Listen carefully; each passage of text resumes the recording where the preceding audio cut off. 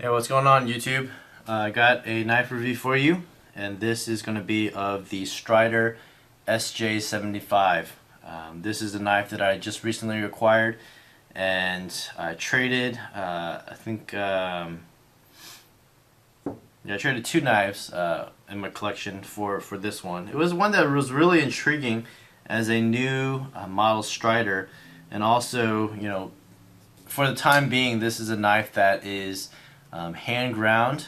I'm not sure. I'm assuming by mixed Strider, but I'm not positive on that. But it's a hand ground blade, and it's got a lot of little intricate details on this knife compared to what you're normally accustomed to in a Strider. Quick overall specs is this is a 3 1/8 inch blade. I'm sorry, 3 1/16 inch blade from pivot to tip, and the cutting length is 3 7/8 inches, and the overall length is 7 1/8 inches, and overall weight is 3.8 ounces. So it's a very lightweight, great EDC style knife. Some people, as you've seen reviews out there, have been talking about how the fit and finish of this knife is comparable to a Chris Reeve, and I can see where they're coming from with this knife. It's very simple, it's very elegant in form.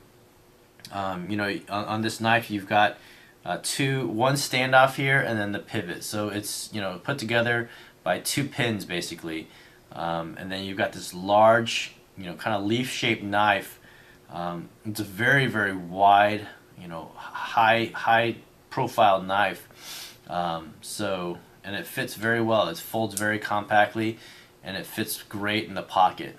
So this, compared to, again, if I were to compare to a small Sebenza, this is what the main competitor would be. That one, and I've got my little Three Sisters Forge Beast, which has got comparable specs, as you can see. This also is a 3-inch blade right here. It's got slightly larger handle. But I'll talk about some of the ergonomics and stuff like that in this video.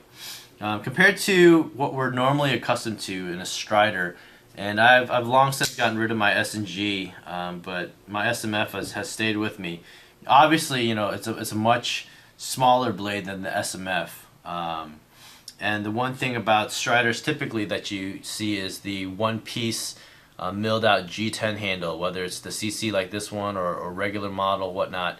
It's usually one piece of G10, not a backspacer, and then you got it, with the hinder, lock bar stabilizer, same pocket clip, and the same bowl pivots with the spanner joint.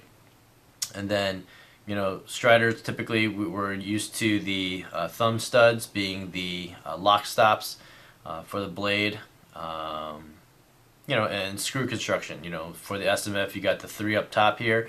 For the S&G you got 2, and stuff like that. And for the PT it's the same kind of form factor. You get the choil and all that kind of stuff, and very straight lines in the SMF, S&G, and the PT.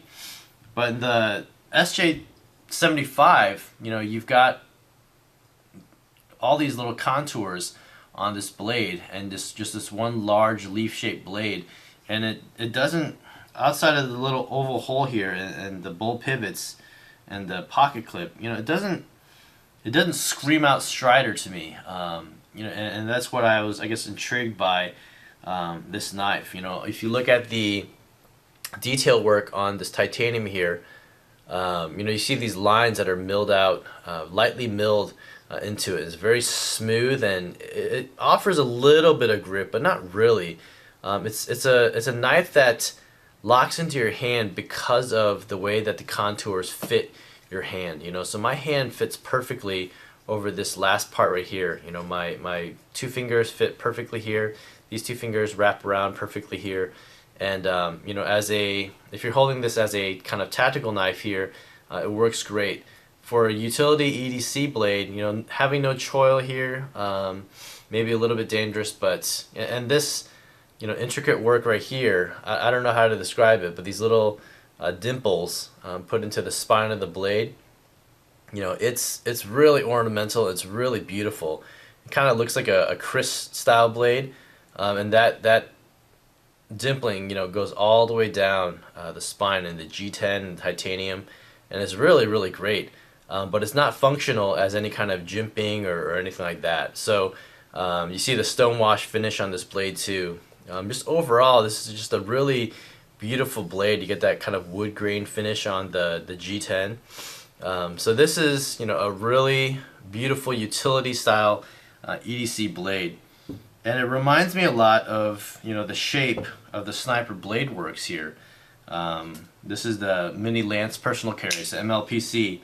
Obviously, this is more of a pistol grip type knife, to hold, and the blade angles down a little bit more.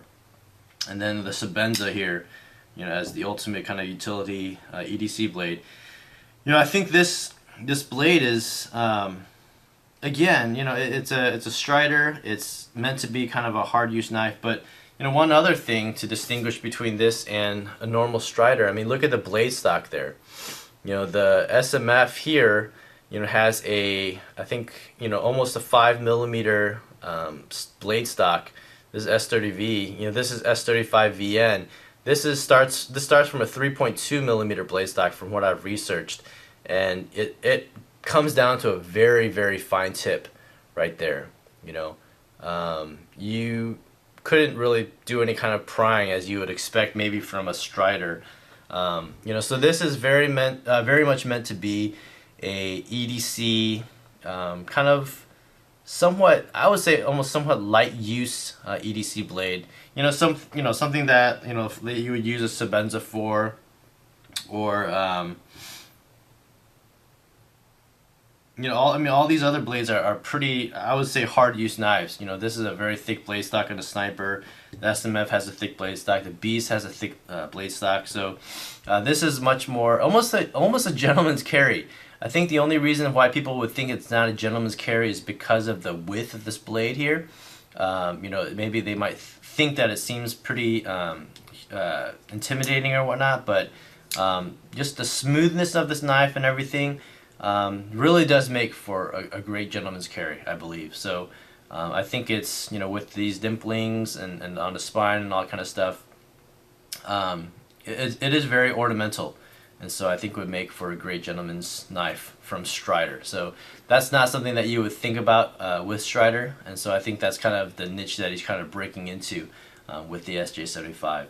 This is a mini model of the large. There's a large one that's actually bigger than the SMF. I think almost like the SMF XL, and that's the original SJ75. So this is actually called the mini one, or what they call the baby Huey.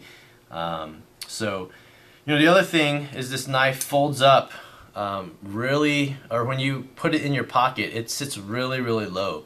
And I think this is about the perfect amount to have in a gentleman's carry.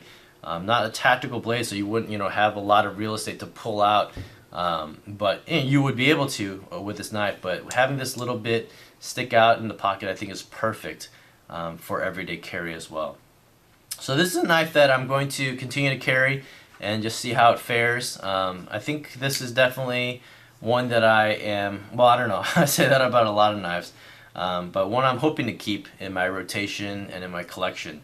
So I really do like this knife compared to some other ones that I've collected over some time, and this is definitely for now going to get quite a bit of pocket time, I'm hoping. So yeah, let me know what you guys think about the SJ75. I think it's a great knife, one that a number of people have been trying out recently. So I'd be interested to see what you guys' opinion is on this knife. Alright, so leave your comments down below, and I'll see you guys on the next video. Alright, thanks. Bye.